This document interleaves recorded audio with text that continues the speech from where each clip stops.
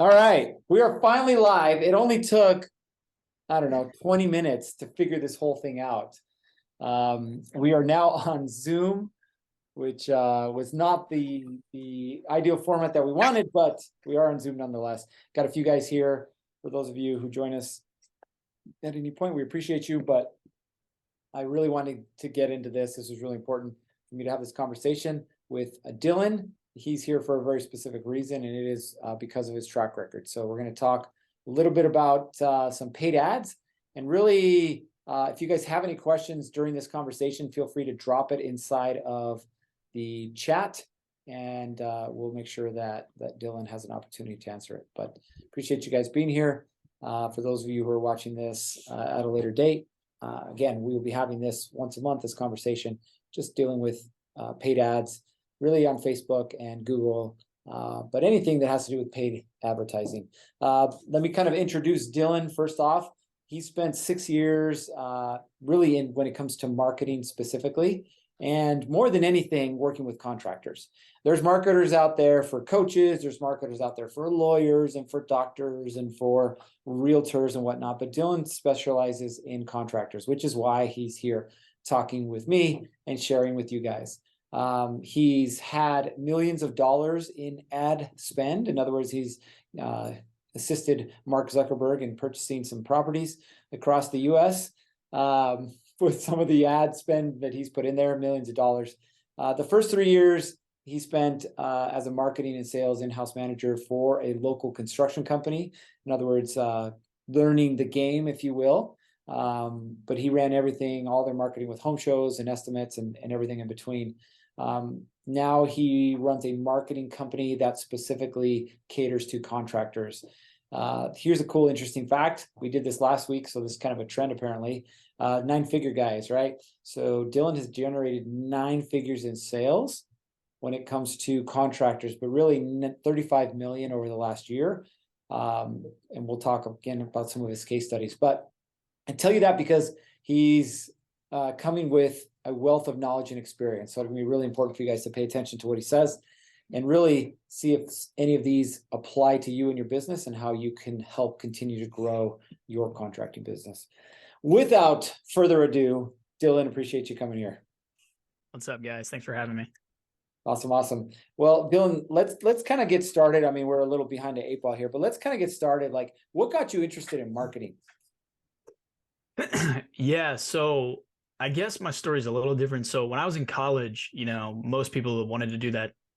They worked at a pizza shop, right? Just pay the bills, get some bar money. But I was like, I don't want to really do that. So I reached out to a bunch of construction companies, and I was like, hey, like I can run your social media, like I could post on your pages. So that's what I did. And then I finally got one to reach back to me, and they were like, yeah, like we'll let you do that. So that's what I did in college. I ran the social media, basically just posted for part-time work. And then after college, they were like, hey, like, let's, would you want to do, some more stuff for us? So I slowly started doing some more stuff, and marketing's always interested me. My dad's been in marketing for 30 years. So it's kind of like background in my blood. And then one weekend, there was a home show that the company that I was working for had a guy, they had like a sales rep that was, going to manage this home show. I don't know if you guys have home shows on the East Coast. They're pretty popular. And they were like, hey, this guy can't make it. Would you want to go? All you got to do is stand there in this booth. All you got to do, like, basically talk to people that walked by. And I was like, yeah, sure. Why not? Like, extra money.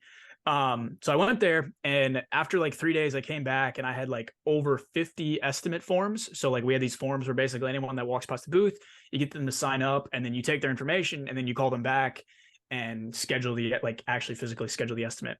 So I did that, and I gave him all these, I gave my boss all these papers, and he was like, you got all these this weekend? And I was like, yeah, why? Like, is that not normal? And he's like, no, like usually we get like 5 to 10.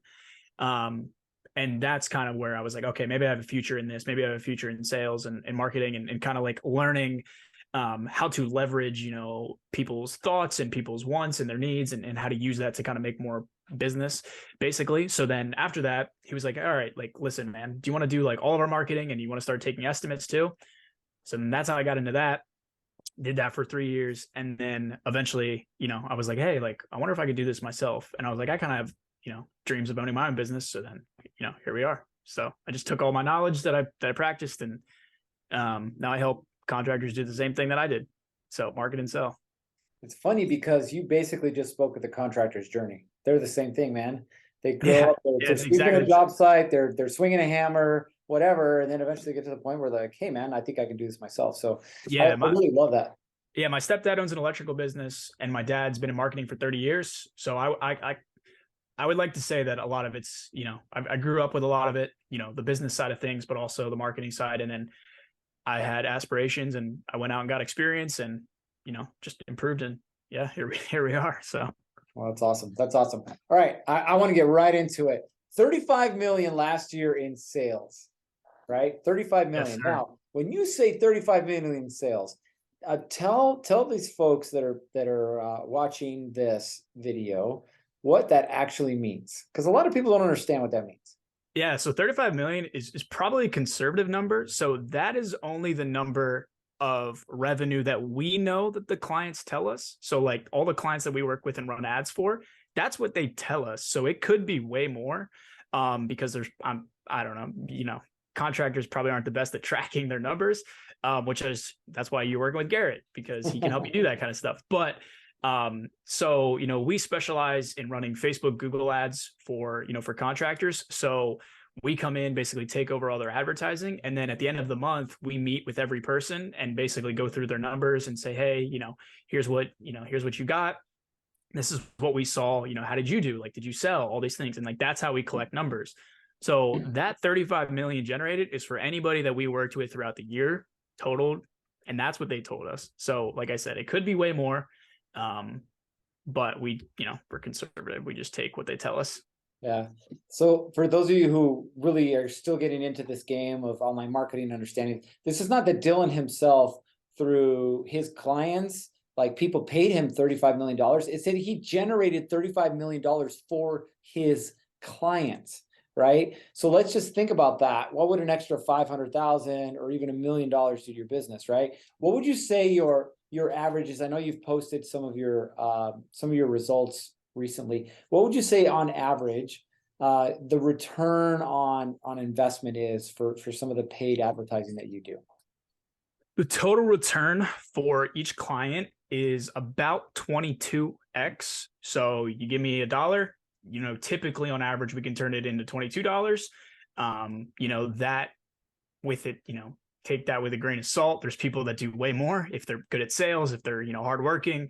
There's people that do less. Lucky for us, every step of the way you kind of learn what works and what doesn't, and we've kind of pinpointed some things that like don't work as well. So we've been able to say, hey, here's how you can almost heighten the level of success. An example would be, if you're in like a small local island town, it's pretty hard to have success because there's only so many people. So like certain things like that you are learning as you go that kind of can lower the returns. But then there's people that have way higher returns. So on average, our total ROI is about 22x. Cool. That's for those of you guys that don't know that, if you're making 3x on your money, you're doing well. So 22 is kind of stupid in a good way, stupid numbers. I want to touch on something real quick before we get into kind of maybe some common misconceptions and questions that people have when it comes to paid marketing. Listen, guys, it doesn't matter if you're paying for marketing or if you're meeting somebody face to face, you have to learn to sell. Like as a contractor, I get it. You like swinging a hammer, you like working on the job site. That's what brings you fulfillment. Totally get it. But you will not grow your business if you don't understand how to sell. It doesn't matter how many leads Dylan drops in your lap. If you can't sell, they're worthless, right? So understand that every piece of the puzzle that we're giving you is something that you have to learn. Now, Dylan has done his work for the last 6 years, so he's kind of shortcutted the system for you in that he understands different markets, he understands messaging, he understands how to get more eyeballs into your product and or service. But again, you still got to sell. So just want to make sure we got that out there. All right, so Dylan, common misconceptions when it comes to Facebook and Google ads. Like I'm a contractor, I'm doing, let's just say 500,000 a year, and I really want to push to $1 million. I want to pay you to help me. Like, what are some common misconceptions when you have conversations with contractors about paid ads? Uh, I would say the biggest common misconception is the holdback that someone might have of why they should start. So an example would be someone's like, "Oh, I don't want to start yet because I don't have the perfect website." Or someone's like, "I don't want to start yet because I don't have a ton of content on my Facebook page, or I don't have the best pictures," or all these things. Yes, those things help a ton, but they are not required. So a good example would be we have a home remodeler. He's in Vegas. Last year, he started with us in May and he's continued to be with us. He is awful at communicating. Every time I try to get content from him, he just doesn't send it over. But every time I talk to him, he's telling me he's closed 250, 300K in work every month. And that is all stock photos. So like literally pictures we've got off the internet. So like no pictures that or no content or jobs that he's actually done, all stock photos because he didn't have any. He was a brand new contractor. So the common misconception that a lot of people have is that you need to have all of this fancy stuff to get started, and that's just not true. You can get away with very easy stuff. I love that. I love that because a lot of these guys, guess what? They're asking about websites, right? They're asking about, Yeah. all these different, like, do I need a video team? Do I need? No, man, you don't need any of that stuff. What you need is leads and learn how to close those leads, period, right? And then be able to Yep. fulfill on the back end. So, what would you say? So, what would you say the biggest questions are that people ask you when they're contemplating paying for marketing? Like, what are some of their questions or concerns? The biggest thing is guarantee. Like, can I guarantee leads? But that's not how anything works. Right? Like you have to still do the work. Like I could say I could bring you X amount, but if you don't do your due diligence, if you don't follow up with the people, if you don't answer them, if you don't, sell them, it's not none of it's average. Could you be okay with that? Right. And that's the biggest question people ask is, hey, how can I guarantee success? Well, the only way to guarantee success is by actually putting in the work, is giving it a shot, giving it a true chance. I like that. The only way to guarantee success is by doing the work, right? Which oddly Yep. enough, like we're totally focused on here, right? It's literally core value number two. Number one is have fun. Number two is do the work. So I have a little bit of experience. So I'll ask some questions that have come up based off of some people that I've talked to. First question: at what point is the right time to start investing in paid ads? Like, what would you say? When you have the money to do so. So as soon as you have capital that you can say consistently, I'm going to give this a realistic shot, then you should invest in paid ads. Because the way that I like to think about advertising is it is the predictable way to grow your business. So referrals are always going to be the easiest sell because the hardest thing when it comes to sales is trust, right? I think all of us would probably agree to that. People need to trust you to be able to buy with you. Referrals, there's already trust there. They trust the person that referred them. That's why it's an easy sell. But referrals aren't predictable. That's why everyone says they dry up in the wintertime because no one's thinking about it. So there's no one passing names around, right? But when you're advertising, you can predict the future. You can predict business, right? Even if leads slow down in the wintertime, you can take the acquisition, the lead cost, everything, and you can do the math and just increase spend and predictably get just as many leads as you were getting in the fall or the spring or the summer. So running successful advertising is the only way to have prediction in your business growth.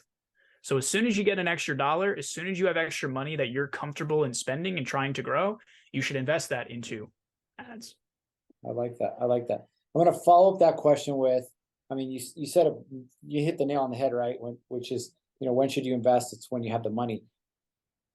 The follow up to that is, what is something? Excuse me. What is the number that these guys should be comfortable with? And then what's the length of time, right? You and I both know that things don't happen overnight, but like, hey, if you're going to invest in ads, be prepared to, your first campaign is going to probably last a minimum X number of days, weeks, months, and X number of dollars in order to get a good return on your investment. Yeah. So we require, like when we work with a company, we require 90 days, right? 90 days is a very good term to determine success. If you do anything for 90 days consistently, you can quickly determine success. With that being said, you guys are contractors, you know how it works. when it comes to some of these things. If you got a lead, month 2 for a $200,000 project, that might not sell for another 6 weeks because you might be waiting on revisions if you do designs. You might be waiting on permits. You might be waiting all these things.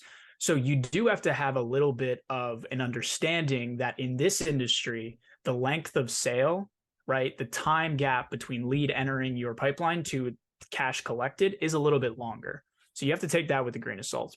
But typically, if you run ads consistently for 90 days, you can usually see whether something has, the likelihood that it's going to succeed if you have a lot of good stuff in the pipeline versus if you don't. In terms of kind of investment, we have our minimum is $3,000 a month total for ads and services, right? That's what it is for us. If you do it yourself, you can get away with it doing a little bit less, right? But that's kind of what it is for us, which isn't really, a ton of money. You can get away with, hey, I'm going to spend $800. I'm going to spend $900 on ads. And if you are consistent with it, you can have success even without us. You're not going to be as successful because you might not know how to do certain things. You might not have the time, but you can get away with not a lot of money and turn success. Our average ad spend for a client is about $864, give or take. So it's not a lot of money. With a 22 ROI. So I'm going to do some quick math for you guys. Oh, no, that's the ad spend. So, with our services on top of that, that's the total ROI. If you took the return on investment just of the ad spend, it's way more. It's like 40x plus. Okay. So you said it was 800 and what? $64 is the average ad spend that a client spends with us. So you have some people that spend the bare minimum, $25 a day. You have some people that spend way more at like $3,000, $4,000 a day. So basically what Dylan's saying, I'm going to digest this for you guys in real numbers.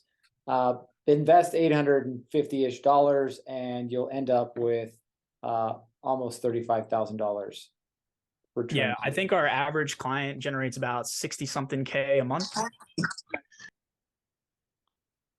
60K a month. Typically, yeah. That's and the part that it also you have to take with too, like your services matter, right? Your location matters. A lot of these things matter, but we work with contractors that have bigger projects. Maybe they're, a remodel, or maybe they're a landscaper. Maybe they're, like those things are higher ticket. If you're a painter, if you're a pressure washer, those are going to have different numbers involved, which is why averages are important to remember when it comes to things. But yeah, I think the other misconception, if you wanted the next misconception that people get a lot, is that you have to spend an absolutely absurd amount of money to have success. And that's not true either. That's a massive one, because that's kind of where we're going on this. Like a lot of these guys, like I've had clients that have literally invested $10,000 and seen zero return. I've had clients who've signed contracts with people that are like $3,500 a month. And again, the leads are like, hey, let's just say for a roofer, hey, I have a mobile home and my roof's falling apart. Like, just crap leads. So let me ask you, kind of being in this industry, how is it that these guys can filter through the noise, we'll call it, right? Filter through the fakeness that's out there. So the one thing that I think is another misconception that I tried to get across to everyone that I talk to or work with is that no lead is a bad lead unless they truly have no desire in what you do.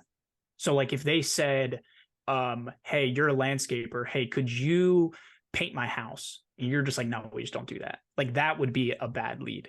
But like, let's say you're a landscaper and someone is like, hey, I'm looking to get my patio done, but I'm not looking to get it done in 8 months. That's not a bad lead. That's just someone that's not ready yet. Or maybe they have a lower budget than you typically like to work with. It's not a bad lead. It's just how you use that. Because in advertising, every person is a data point. Every person can be used down the line to retarget.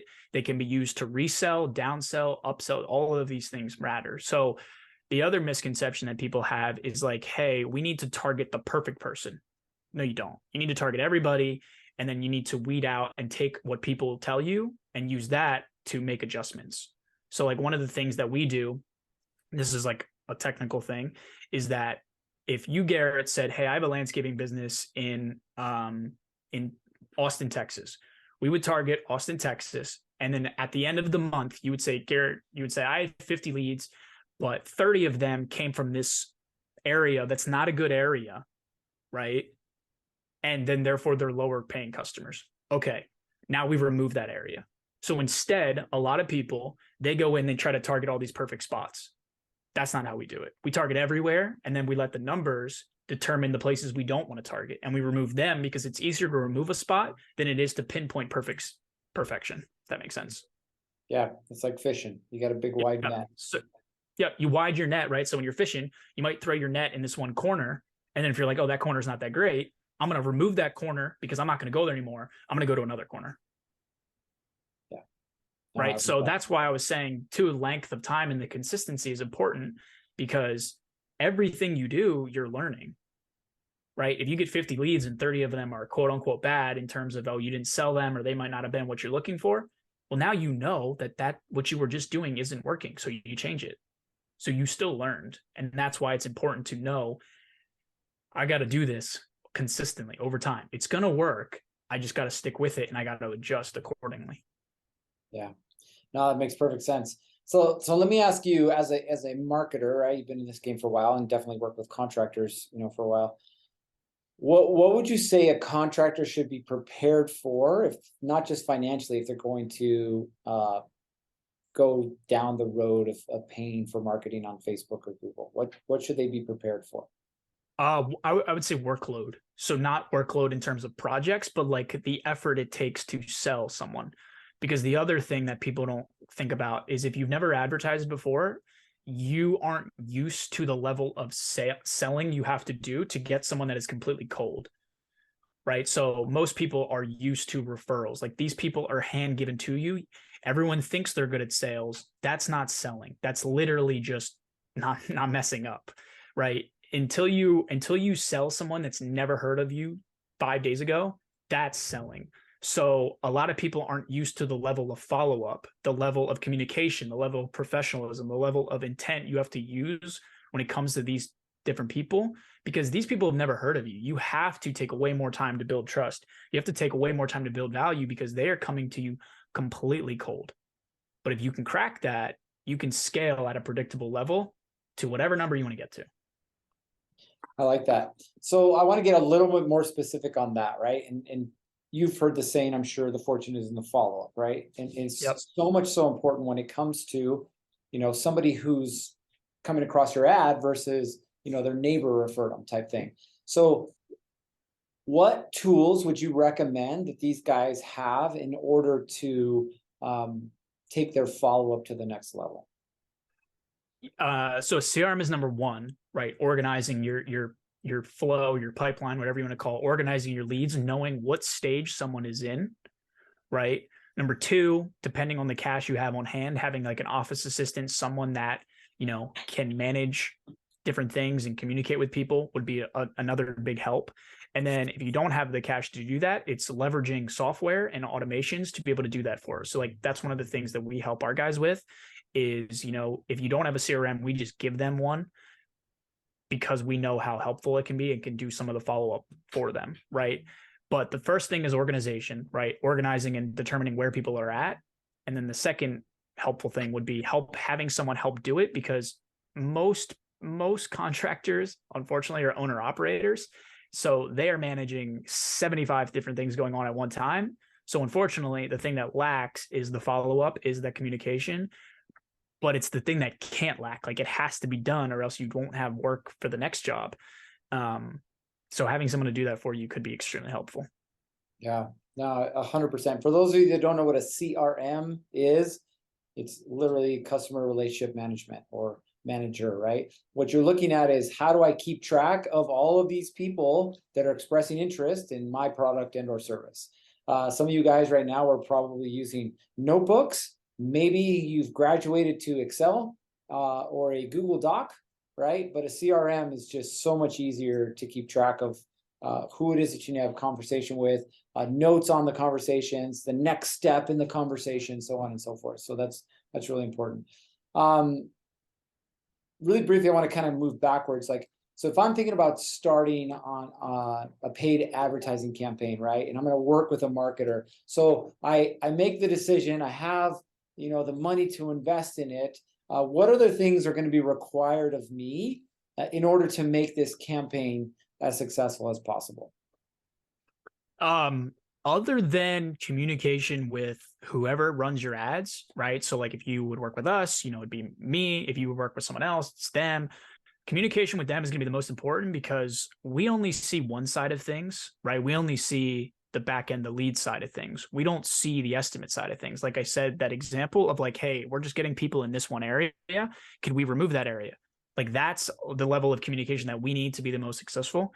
So communication is one, and then the ability and the willingness to learn and adapt would be the second, right? If I say, hey, I've sold through this, doing this way, give this a shot, right? The other thing would be, hey, I'm gonna show you the best techniques to get content easily, right? Go give this a try when it comes to getting new content, right? So that would be the other one. And then the third thing is just having everything available. That's it, right? So just have a Facebook page, just have a Google listing, right? That's it. It takes literally no work at all other than just those three things. That's it. Yeah. How, I know this comes up all the time. How comfortable do these guys have to be in front of a camera in order to have success with advertising online? Oh, zero. Like no, nothing. I don't know many people that are great in camera, especially contractors. So I think I know a couple people that do like, you know, video style, like them in front of the camera, but a lot of our stuff is still images, just pictures. Interesting. Interesting. I want you guys to hear this, right? Because a lot of you guys are thinking, man, I don't want to get in front of a camera. I stumble with my words. I stutter. I get really nervous. I get sweaty armpits, like all these crazy things. And so you create these stories in your head that like, you know, you won't be successful. Therefore, you never even try.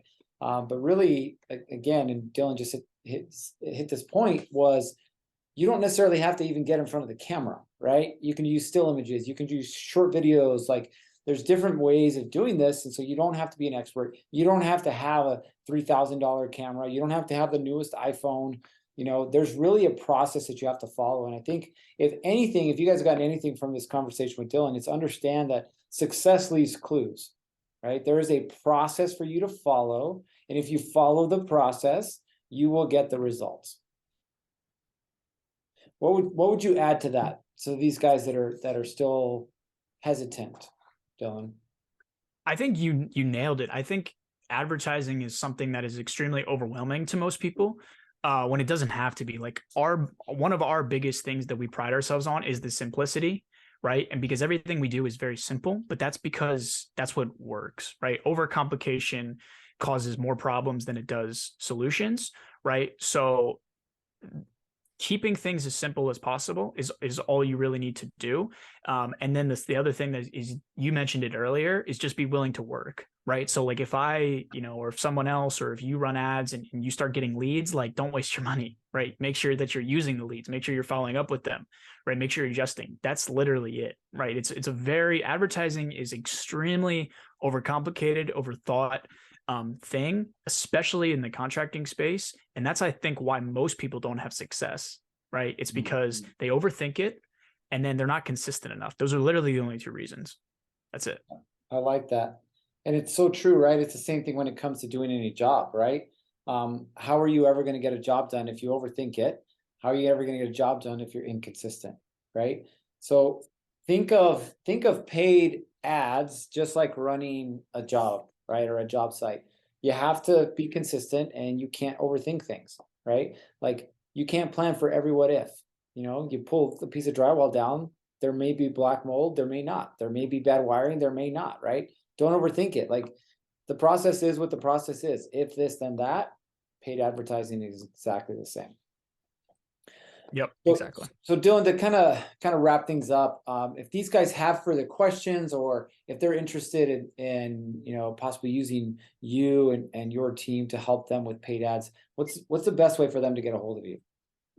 Probably the best way is honestly, add me as a friend on Facebook, message me that way. If you want to take communication offline, then, we can do that at that point. But most people reach out to me on Facebook because it's easy. I'm sure Garrett can assist, connections if he has to. But if you guys have questions, you want to reach out to me, message me on Facebook. Happy to answer as many questions as possible. But I hope if you guys have learned anything from this, like if you have questions, right, just remind yourself, don't overthink it, right? The best way to have success is just to keep the simple processes. Like, I'm just going to answer this questions the same way I do now, right? Everything is extremely overcomplicated for most people. Keep it simple. So if you guys are ready to run ads, and let's say you don't have the funds to pay someone to do it, just do it. Just run ads, let it run consistently. You can be extremely successful with us, but you also can be successful by yourself. So I would just encourage everybody to run ads as fast as you can, because it will dramatically help your business, even without us. Appreciate that. For those of you who would like to add him as a friend, his name is spelled D as in David, YLAN as in Nora, and then GEHR. So that would be how to spell his name. So you can add him as a friend on Facebook. If you can't find him or you have any issues, reach out to me. I'll connect you with him for sure. And when you do connect him, obviously tell him that you're part of the network, so he can make sure that you're well taken care of. Dylan, appreciate you making some time. We're going to do this again next time. For those of you who get to watch this over this next 30-ish days or beyond, we're going to start sending out a form ahead of time so you can write down your questions. We can make sure that Dylan can answer them specifically. A lot of you guys aren't ready. Totally get it. That's okay. We're going to answer your questions. We're going to get you ready so that you can grow your contracting business. All right, Dylan, appreciate you making some time. Thanks to everybody else for showing up. Take care, and we'll see you on the next one. Thanks, guys.